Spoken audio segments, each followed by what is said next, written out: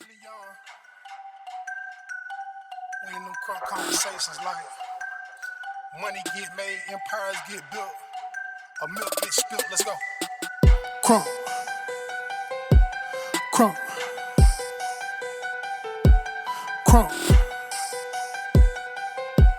crunk. You better get crunk about my conversations. Time is money. Watch them eyes will tell it all. Yeah, they the wonders to the soul. You ain't gotta say nothing, just sit back and look. They try to control you too, and at times it's hectic. And I'm speaking from experience, foreign and domestic. I never sweated though, I never let my mouth out. Homiletix, what's up? Thanks for agreeing to meet with me. I appreciate you coming. If you're comfortable, go ahead and take the mask off. I know usually Crunk Convos is at Downtown Billiards in Ocala, but we got something exclusive for you today, and we're poolside at the Hilton, y'all. So I got drinks, I got food. You already know I gotta eat and drink. So let's go find out some more about Homiletix. Do you mind? Let's go. All right, let's go. You protect this bloodline. Watch the signs of the time. It's always a subliminal message. And if you're not shaking and diving, you pose a threat to them. So now that we've got some food, because y'all know I gotta drink and eat, or this ain't gonna work, right? And the stage is set. Homiletix, where are you from? And how did you get your name? Because I can't even begin to decipher that. I'm originally from Ocala, Florida, is my home. I'm currently living in two different areas right now, between Alabama area and the Panhandle area of Florida is where I travel from studio to home, back and forth. The name Homiletix comes from my studies in college. I'm a psychology major, and I took some side classes because I wanted to delve more into theology. And I ended up taking a class that was called Homiletix. And Homiletix was a class that I guess it teaches ministers how to construct sermons. Okay. And so the name Homiletix, I dropped the C and the S off the original spelling and added the X. And I use that term because I'm simply a street preacher as far as the music industry. Right, that's really dope. Yeah, and so I'm spreading the gospel, and probably not in the same manner that a preacher would, but I'm spreading it through hip hop music. That's a very inventive name. Damn, I really don't have a good comeback for that, y'all. I really don't. You won't find it nowhere. That's I promise you. that's really dope. You won't find it nowhere. So, how do you use what you learned in Homiletix class in your lyrics? How does that translate? Because you said that that's not just how you got it, but that helps you with that. So explain your creative process, because it sounds like that's basically what that helped with, was your creative process. So I want to hear more. Homiletix is just typically being able to format a sermon together in an order where a person could follow you from point A to point B to point C, from the beginning of a sermon to the end of a sermon. So me writing lyrics is no different than what a preacher would use to write a sermon for a Sunday morning sermon. And the only thing that I'm doing is I'm telling the same story that he would tell, but I'm just telling it in a different way so that the hip hop community can understand it. There is no difference between what I do or what a minister would do on Sunday mornings. No different. We're still putting out information to people. That's a really dope, interesting perspective, because basically you went and took it from the streets and went all educational and like higher education on them, which is really dope to me. This is the key. With me, I can say things that the preacher can't say. Facts. I can say things that he can't say, and see, the things that I say gravitate across, it transcends across religious lines, cultures, age groups, whether you're Muslim, Christian, Hindu, Buddhist, you got to listen to what I got to say. Yeah, because music speaks right. every language, volumes. every religion, That's right. It's universal. and volumes. Yeah. Universal.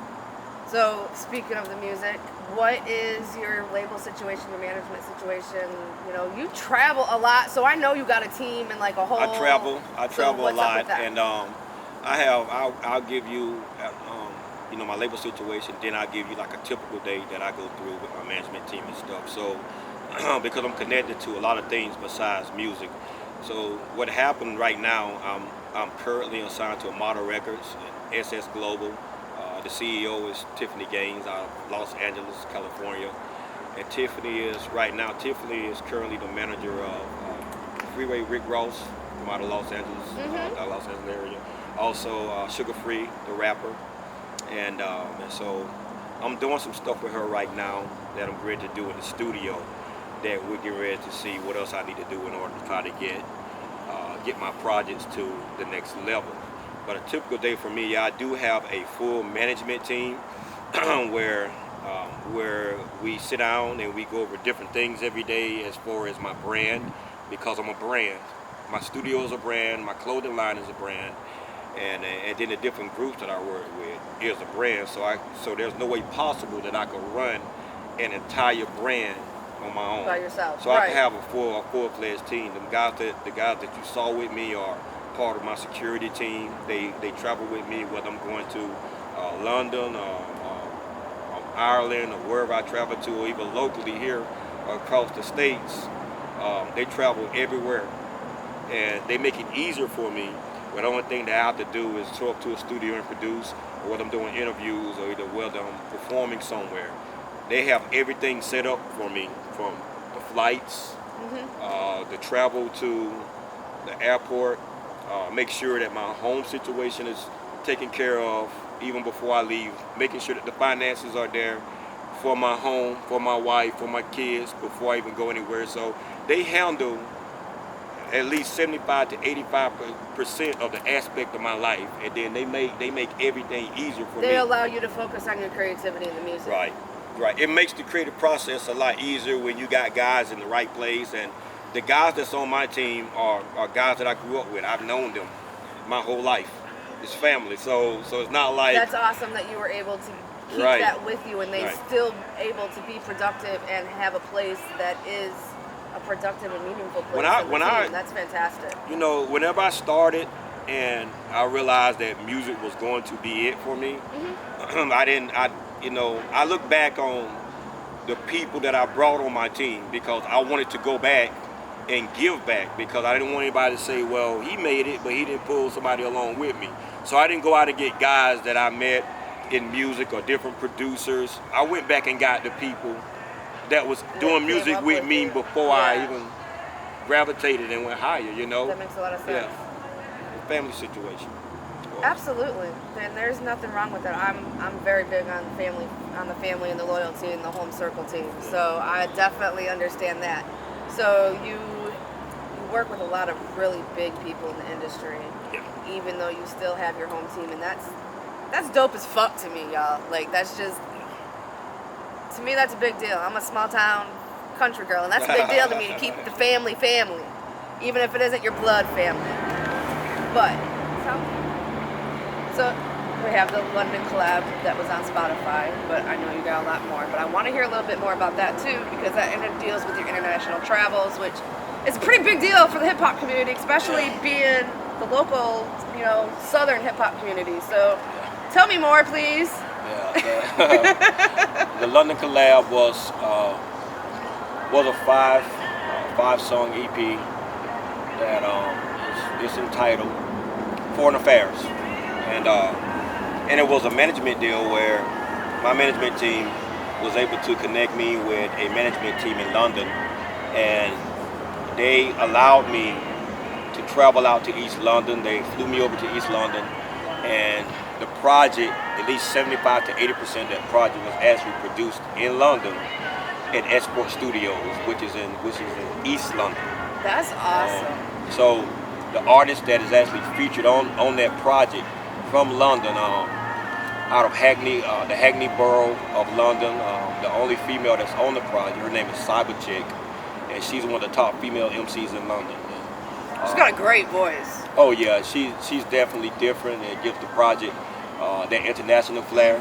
Normally you don't hear too many. It's still very timeless and classic. Yeah. Like the whole album had that timeless, real hip hop classic, vibe. real hip hop. Keep it on repeat. And you don't get that out of Florida a lot, right? No, you really don't. I honestly really thought you was going to say you was from New York or something. Oh no. Listen. I am Florida to my heart. Let me just say this before I finish. There are a lot of dope MCs that's out of Florida, and I don't mean this in a disrespectful way, but we all don't talk about dope dealing and and chasing girls and stuff like that, man. We've all done it.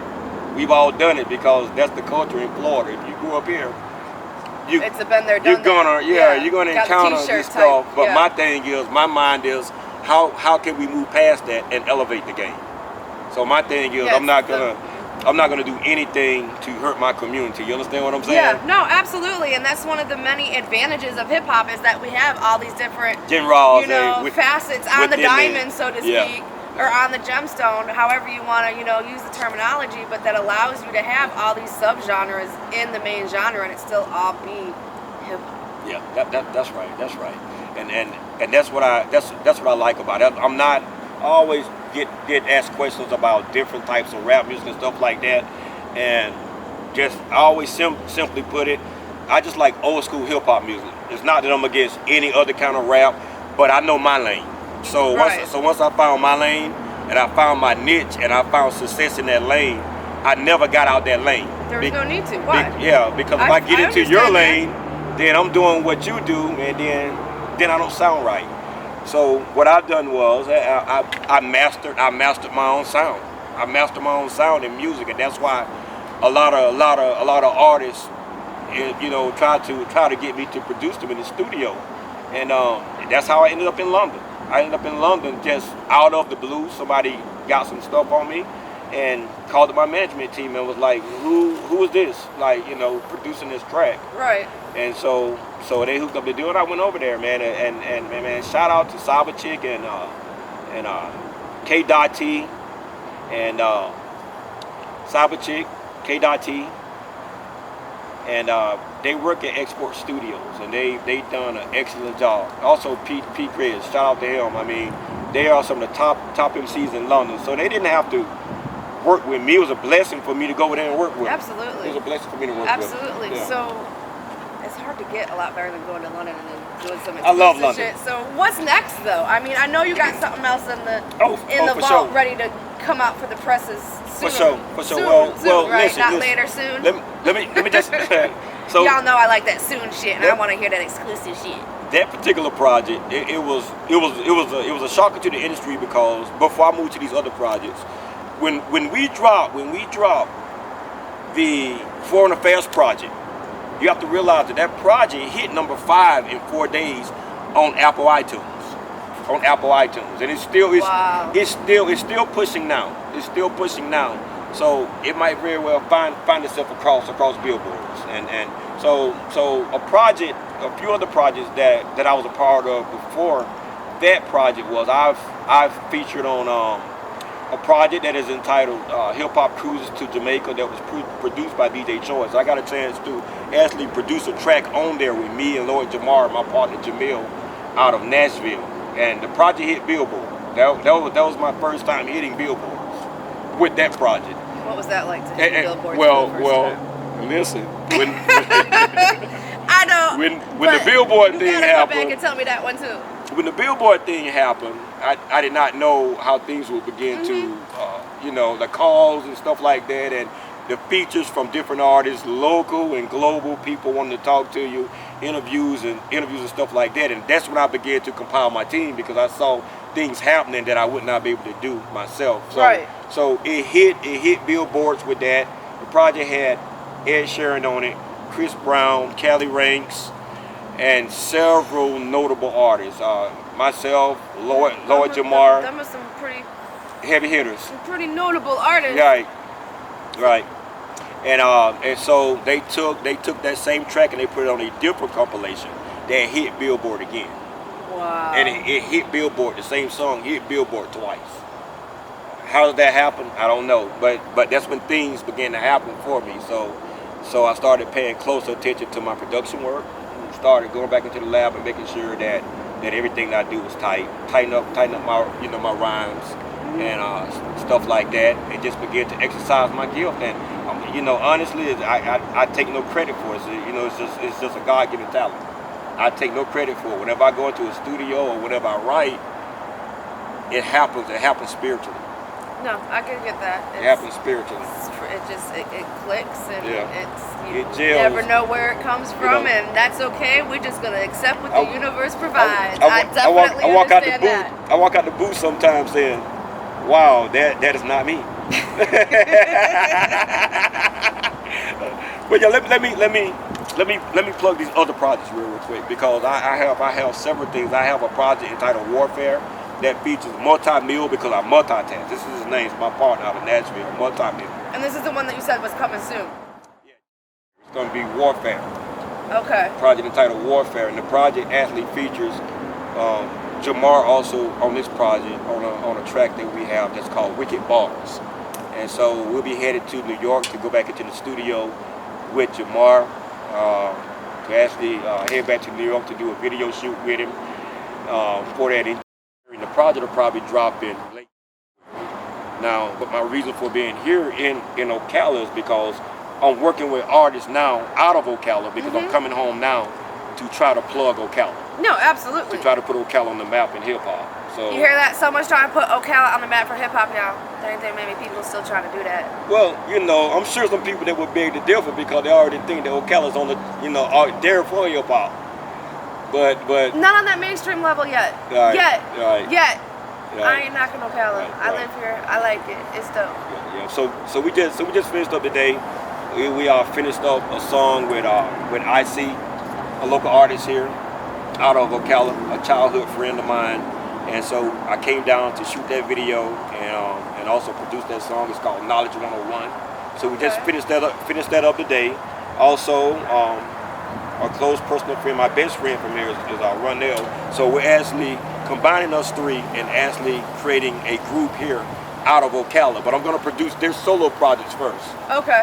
And then we'll come back in the summertime. So there's a lot coming up. Oh, yeah. You guys have no idea. Basically, y'all really need to follow him and stay tuned. Y'all have no idea. Where all this is coming. And so once I finish with them in the studio, solo project, we get everything dropped the right way, get it plugged, and get out there across platforms. Then we'll come back this summer and do a collaboration project between us three. We're gonna do a summer project, which will be big for the entire state of Florida. I promise you.